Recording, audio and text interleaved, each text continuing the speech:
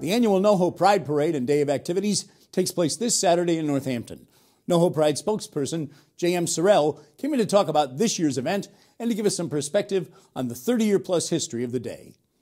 Absolutely, Jim. I don't take any of it for granted. We are in a much better day than we were then. We didn't have any legal protection for at least 8 years of marching in Massachusetts. People could lose jobs just for probably showing up for the march. Housing, public accommodations, those were all like, it was very normative to discriminate then. It's hard for us to even imagine.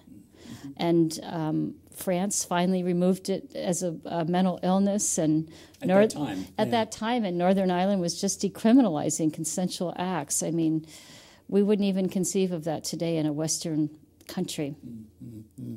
I should, before we go any further, full disclosure, WGBY is proud to be a media partner of NoHo Pride. And let me ask you, in the emails we exchanged scheduling you to come in, you mentioned you expect the mood this year, I want to quote it, will be both celebratory and a bit somber given the political landscape.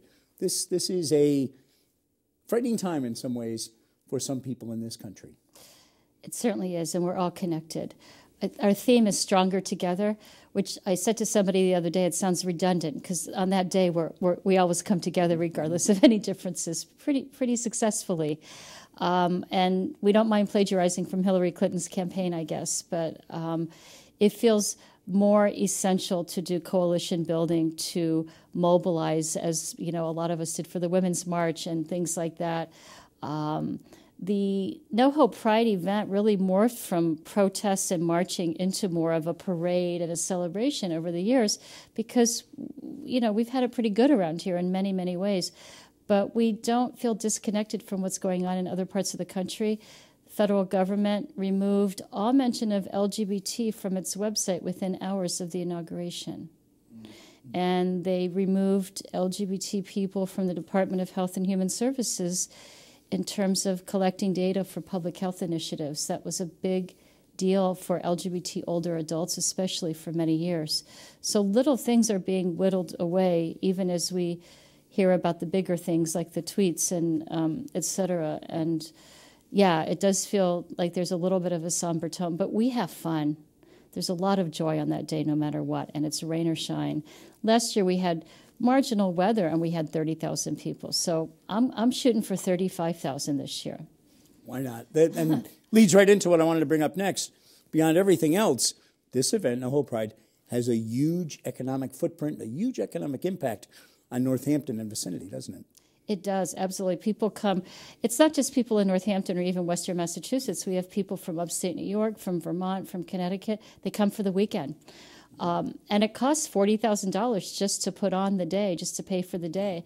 We're a nonprofit, and we rely on sponsors, media sponsors. I have my WGBY button on, and vendors and the public to donate to the cause. But we certainly do pour money into downtown Northampton businesses on that day and that weekend. Let's take a minute and talk about the events themselves. The parade, the march, which starts at noon, that's the centerpiece of really everything that goes on. And what's really kind of a weekend, in a way, of formal and informal activities for the LGBT community.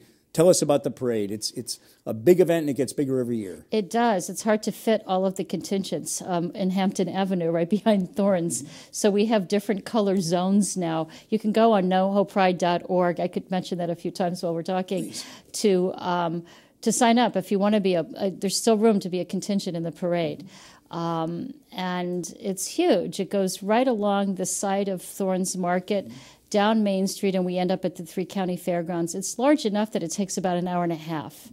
And the numbers of people lined up along Main Street might equal the numbers of marchers. It's just the whole downtown is electrified for that hour and a half or so. And the high school groups, the church groups, the for-profit and nonprofit group contingents, it just grows every year. And when the parade ends, it's not over. 1:30, which is you estimate about the time the last contingent of the parade will get to the 3 County Fairgrounds. That time, Pride Day. There are performances, there are vendors. It goes on Until? At least 5 o'clock.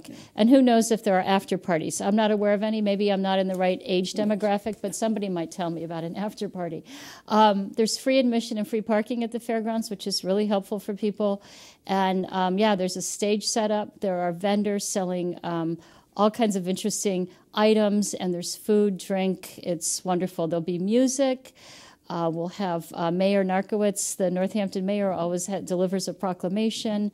And the Valley Women's Martial Arts are going to perform, and the drag queens and drag kings. And I would say there's something in it for everyone. Let me be cautious, and I want to say this in the right way, but not everything maybe is totally kid-friendly or family-friendly. Folks coming maybe should exercise a little bit of judgment in some of what's going on, or am I going too far? You're going too far. Okay. I think the more provocative drag shows would be happening at night in a nightclub. Okay. So it's meant to be family-friendly. Okay. Maybe I should have a disclaimer that I'm not guaranteeing that, but that the event, there are kids everywhere. Yeah, absolutely. Okay. Again, going back to the website, I noticed there was a comment, and I can remember as a reporter many years ago covering one of the early marches, someone saying something very similar to me about this. They said, it's a place and a day where you feel comfortable being yourself. Everybody does. I was talking to somebody today who was really curious about helping to sponsor the parade. He says, I'm a straight white man. I'm not sure how I should approach this. I said, be comfortable, be an ally. Just come and join us. We're very appreciative. We didn't have allies back in the 1980s.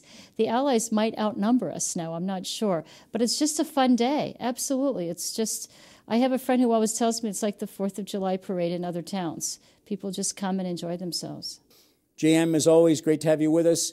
Have a great day on May 6th. Thanks for coming. Hope to see you there, Jim. Thank you.